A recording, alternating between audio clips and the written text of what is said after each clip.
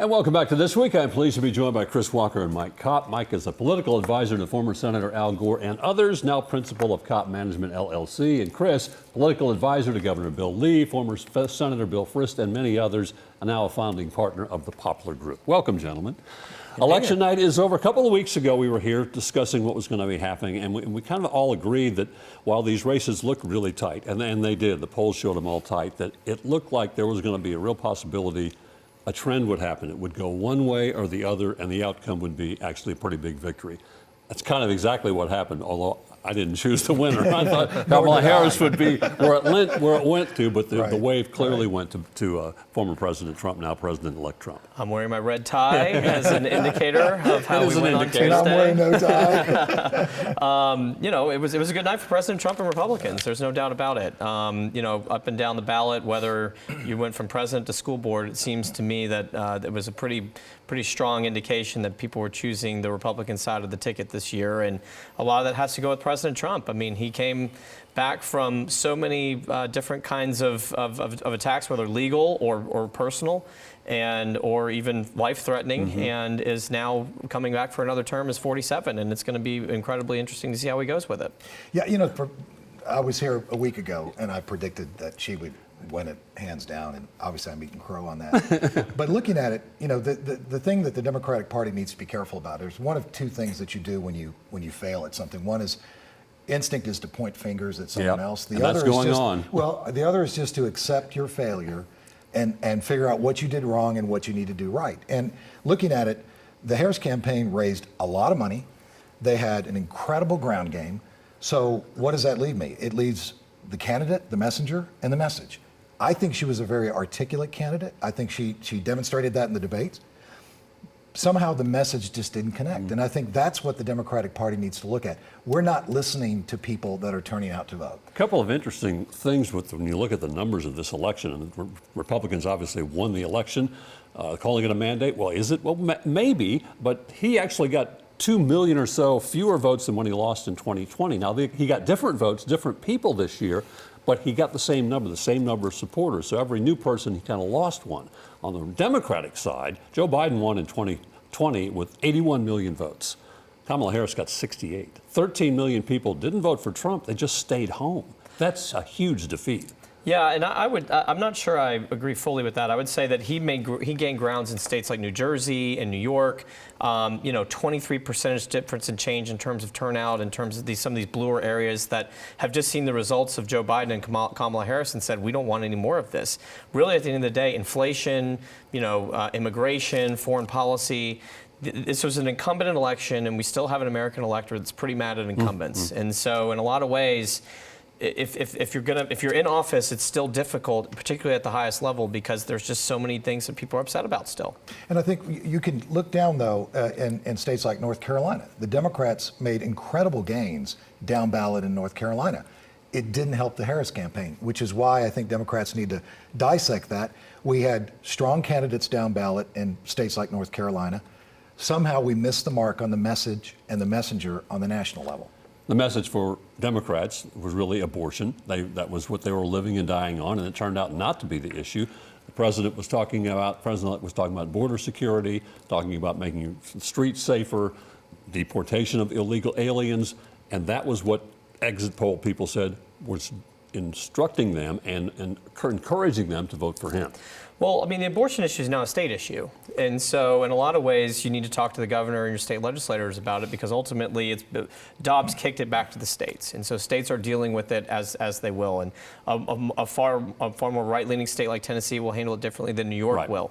So on a national level, it's a different argument than it has been in the last 30 years. And that's something that Mike and I are going to have to figure out how to deal with as campaign advisors. Well, and for the Trump campaign, what they did a masterful job of is instilling fear. I mean, the immigration here, it's fear. I think a lot of it is unfounded fear, but they tapped into people's innermost fears about somebody taking something away from them or having something they don't have.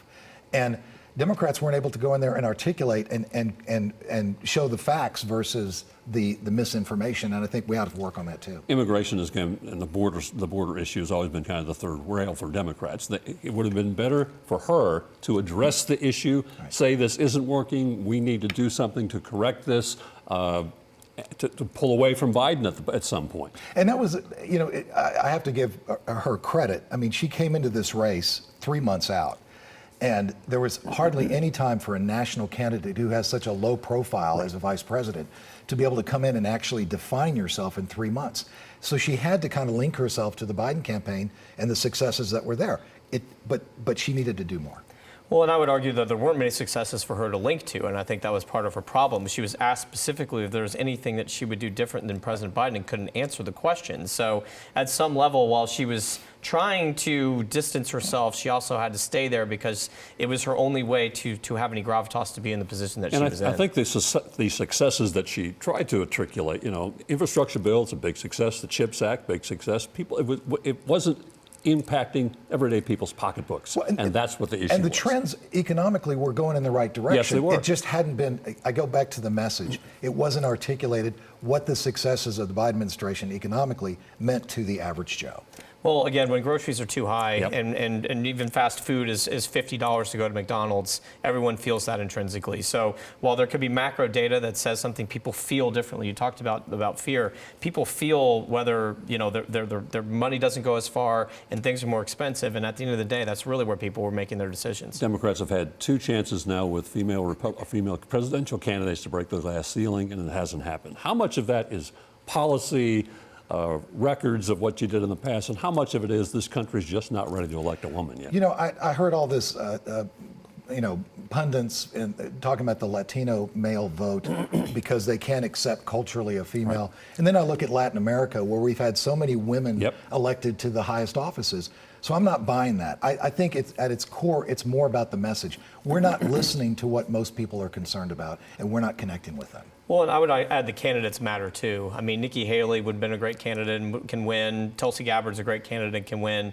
It's not necessarily the gender as much as it is the candidate who it is so far. They've had 2 very unpopular candidates so far, and that's continuing. The electorate obviously chose Donald Trump. He's going to be the next president. What do you see as positives that he can begin his administration with? Also, from the other side perspective, if you do mass deportation, if you do something at the border, what can you do that doesn't frighten people? Well, I think we're seeing good messages coming out from both Harris and Trump early, working together, unifying Americans. That's something that we need to do. He's the president for all of us. And so what does that mean going into the next 4 years for both Mike and myself? What are the issues that matter most to us? And I think that's an important step that he's taken. I think Democrats are going to be looking at the presumed chaos that's going to come with another Trump administration. And chaos, I think a lot of voters who are willing to give Trump a chance again are going to have buyer's remorse in a year when they see the chaotic way he's going to run this country. Do you think that there's any chance, 8 years ago when he came in, never held elected office, didn't have really anybody to put in positions, it was learn as you go.